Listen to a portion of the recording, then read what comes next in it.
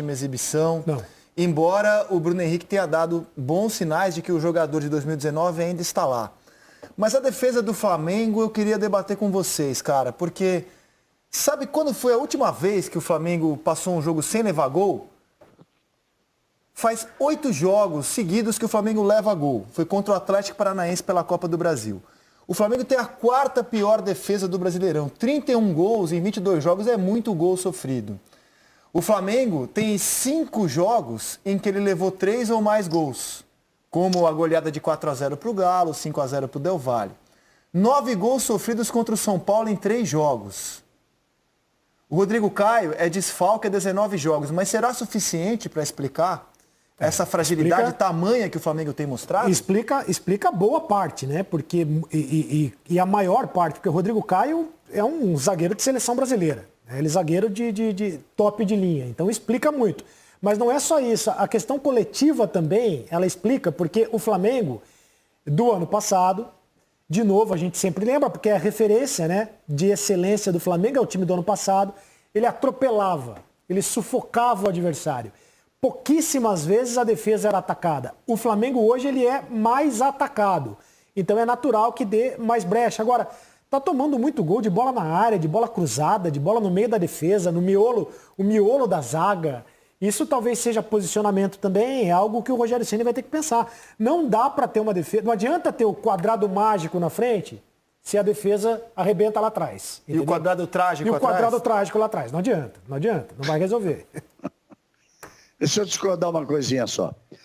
O Flamengo sufocava, mas a defesa se adiantava. O Flamengo era mais compacto. O Flamengo hoje é pior para o Flamengo quando ele vai para sufocar o adversário e cria-se aquele espaço entre defesa e a peça ofensiva, porque o meio-campo também é ofensivo. O Flamengo chega com seus jogadores e eles ficam mais expostos. O Rogério Ceni já trouxe o time mais para trás. Ele já trouxe o time mais para trás, e se nós formos ver, nesse jogo com o Racing especificamente, os momentos do Flamengo de bom desenvolvimento de ataque foram em contra-ataques. Se você tem os dois jogadores na frente, se você tem o Gabigol e tem o Bruno Henrique, são jogadores de muita velocidade.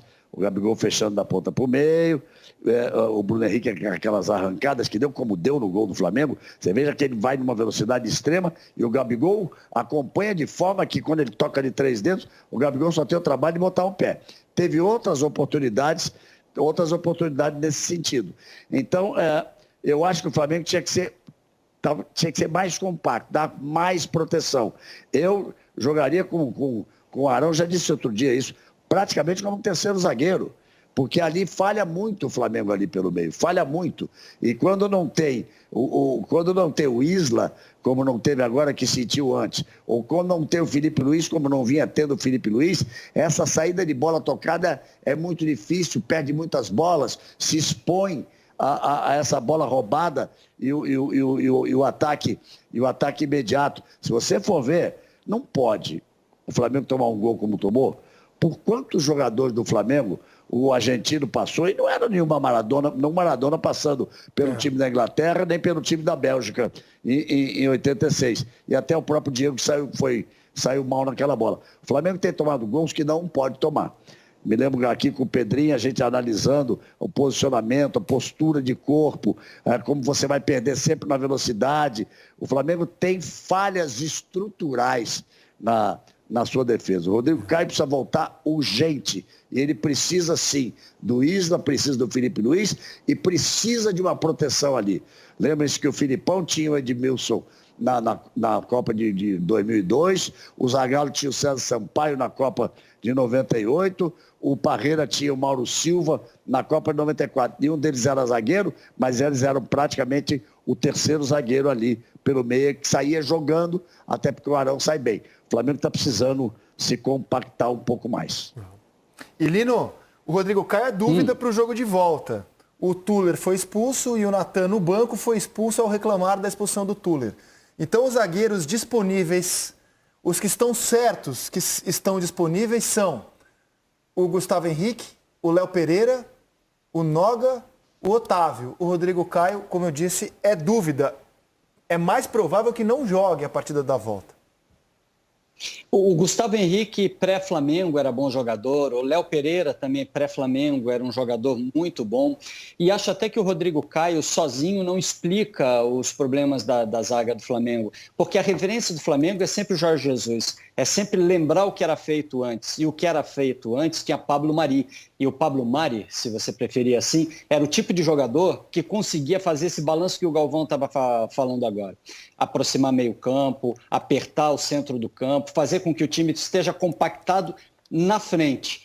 O que o Flamengo não consegue agora fazer, tem várias explicações, e a maior delas é a questão física. Se o Flamengo tivesse hoje, num outro contexto, a gente estaria aceitando tudo o que está acontecendo. O problema é que a gente vive comparando o Flamengo com o Flamengo do Jesus e imaginando o potencial que o time tem. O Flamengo passou por Covid, lesão de jogadores, convocação de seleção, não se consegue manter time, mudou o jeito de jogar. Enfim, o Flamengo passou por um processo tão conturbado nos últimos meses que é natural que esteja acontecendo o que está acontecendo agora. Se eu sou o Flamengo no planejamento, honestamente, eu procuro até um outro zagueiro.